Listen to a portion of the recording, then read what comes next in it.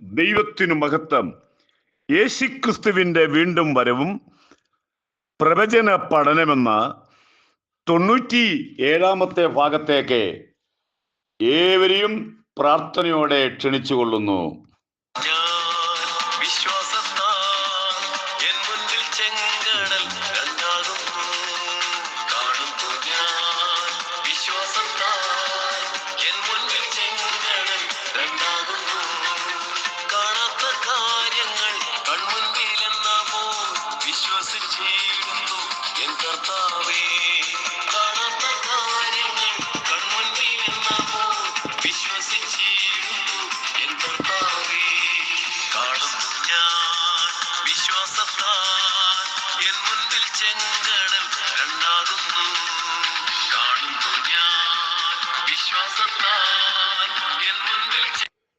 കഴിഞ്ഞ ദിവസം നാം ചിന്തിച്ചത് ക്രിസ്തു ആരെ, ഒരു ലഘു പഠനം.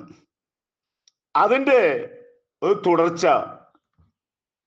എന്തിനാണ് യേശുക്രിസ്തുവിൻ്റെ വീണ്ടും വരവിൽ ക്രിസ്തു ആരാന്നൊക്കെ നമ്മൾ ചിന്തിക്കണം.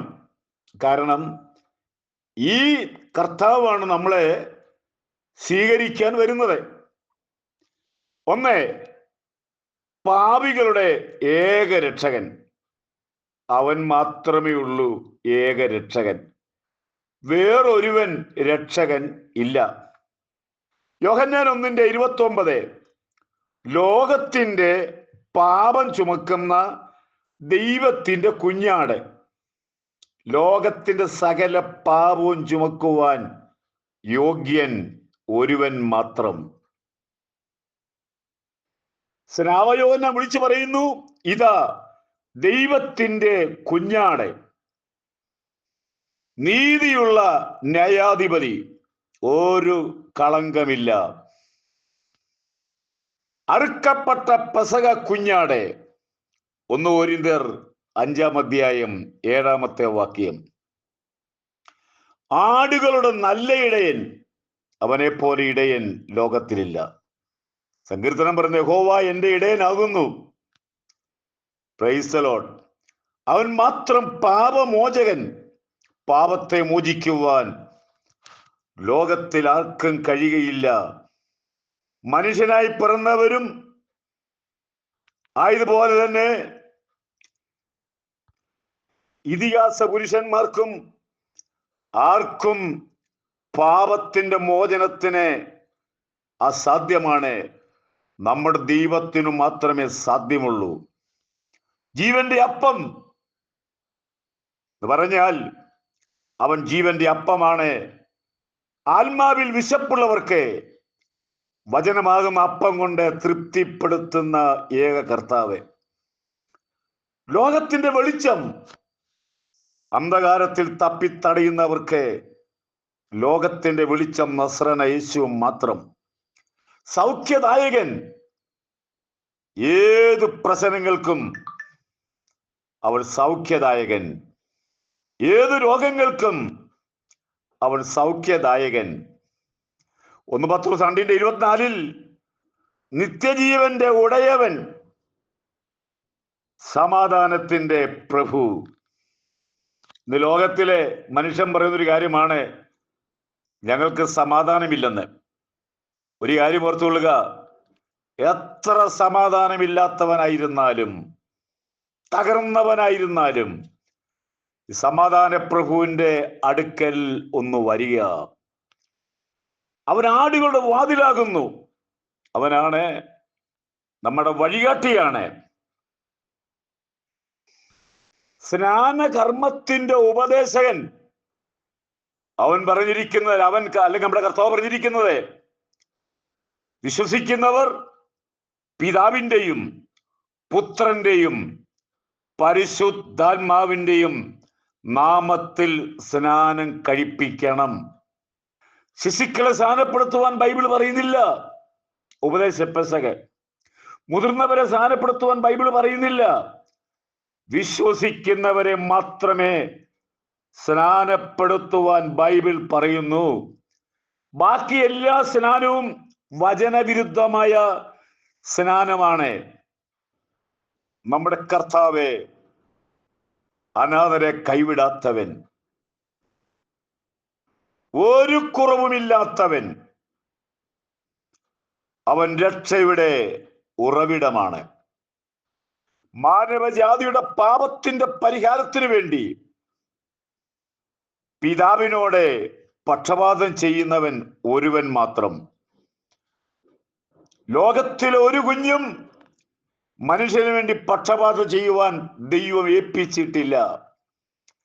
ആരെങ്കിലും അങ്ങനെ ചെയ്യുന്നുണ്ടെങ്കിൽ അത് വ്യാജമാണ്, തെറ്റാണ്, ബൈബിളിൽ ഇല്ലാത്ത കാര്യമാണ്. അവൻ വീണ്ടെടുപ്പുകാരൻ, അവൻ സംരക്ഷകനാണ്, അവൻ സ്നേഹവാനാണ്. ഇതുപോലെ സ്നേഹിക്കാൻ പറ്റിയ ഒരാൾ ലോകത്തിലില്ല.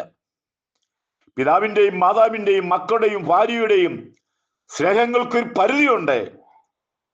എന്നാൽ നമ്മുടെ കർത്താവെ പരിധിയില്ലാതെ സ്നേഹിക്കുന്ന ഏക ദൈവം, മനുഷ്യനെ പോറ്റി പുലർത്തുന്നവൻ, തന്റെ രക്തം കൊണ്ട് വിലയ്ക്ക് വാങ്ങിയവൻ, തന്റെ രക്തം മാനവജാതിക്ക് വേണ്ടി കാലുറി ചൊരിഞ്ഞ് നമ്മെ രക്ഷിക്കാൻ വേണ്ടി വന്ന ഏക രക്ഷകൻ.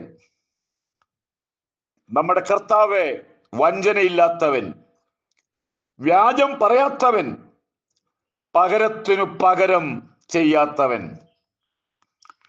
നമ്മുടെ കർത്താവ് ഇന്ന് പകരത്തിനു പകരം ചെയ്യുകയാണെങ്കിൽ എത്ര എണ്ണം ഡെയിലി ഇവിടെ ദൈവത്തിന് ശിക്ഷയേറ്റ് കൊല്ലപ്പെട്ടേനെ. പകരത്തിന് പകരം ചെയ്യാത്തവൻ, എല്ലാം സഹിക്കുന്നവൻ. നമ്മുടെ ദൈവം ഇല്ലെന്ന് പറഞ്ഞാൽ ഉടനെ ആ നിരീശ്വരവാദിയെ കൊല്ലുന്ന ദൈവമല്ല. അവനെല്ലാം സഹിക്കും. ഉടനെ അവനെ കൊല്ലാമെന്ന് വിചാരിക്കും ദൈവമല്ല. നമ്മുടെ കർത്താവ് നിർമ്മലൻ, സ്വർഗത്തെക്കാൾ ഉന്നതൻ, മഹാപുരോഹിതൻ. അവൻ മാത്രമേ ഉള്ളൂ മഹാപുരോഹിതൻ. ഇന്നാര് മഹാപുരോഹിതൻ എന്ന് പറഞ്ഞാലും അത് ബൈബിളിന്റെ പുറത്താ. നമ്മുടെ കർത്താവ് മാത്രമേ മഹാപുരോഹിതനായി ഇന്നും പക്ഷപാതം ചെയ്യുന്നുള്ളൂ. ഞാനിത് ഓരോന്നോരോന്നോ വിവരിക്കാൻ പോയി കഴിഞ്ഞാൽ എൻ്റെ ലഘു സന്ദേശത്തിന്റെ ടൈമിന്റെ ഉള്ളിൽ മാത്രമേ എനിക്ക് പറയാൻ സാധിക്കുകയുള്ളൂ. ശ്രേഷ്ഠ ഇടയൻ, അവനെ പോലെ നല്ലൊരു ഇടയൻ, അഖിലാണ്ടത്തിന്റെ അധികാരമുള്ളവൻ, നമ്മുടെ കർത്താവ് മൂന്നാം നാൾ ഉയർത്തെഴുന്നേറ്റ ഏക കർത്താവ്. ഇങ്ങനെയുള്ള ഒരു ദൈവം വേറെ ഉണ്ടോ? ഞാൻ കണ്ടിട്ടില്ല, കേട്ടിട്ടില്ല. ഈ കർത്താവാണ് നമ്മളെ തേടി വരുന്നത്. നാം അതിനു വേണ്ടി ഒരുങ്ങുക. എൻ്റെ സന്ദേശത്തിന് ഏറ്റവും പ്രധാനമായ 3 കാര്യമാണ്. ഒന്ന്, ഭാരതം ഒരു വലിയ ഉണർവുണ്ടാകാൻ പോകുന്നു. അതിനു വേണ്ടി പ്രാർത്ഥിക്കുന്ന അംഗങ്ങൾ ആകുക. 2, എൻ്റെ സന്ദേശം ഒരുപാട് ആളുകൾ കേൾക്കുന്നുണ്ട്. പാവികൾക്കൊരു വീണ്ടെടുപ്പ് ഉണ്ടാകണം, മനസ്സാന്തരം ഉണ്ടാകണം. 3, വിശ്വാസി അവരുടെ ജീവിതത്തിലെ ഒരു ഉണർവുണ്ടാകണം. വിശ്വാസി കൈവിടപ്പെട്ട് പോകരുത്.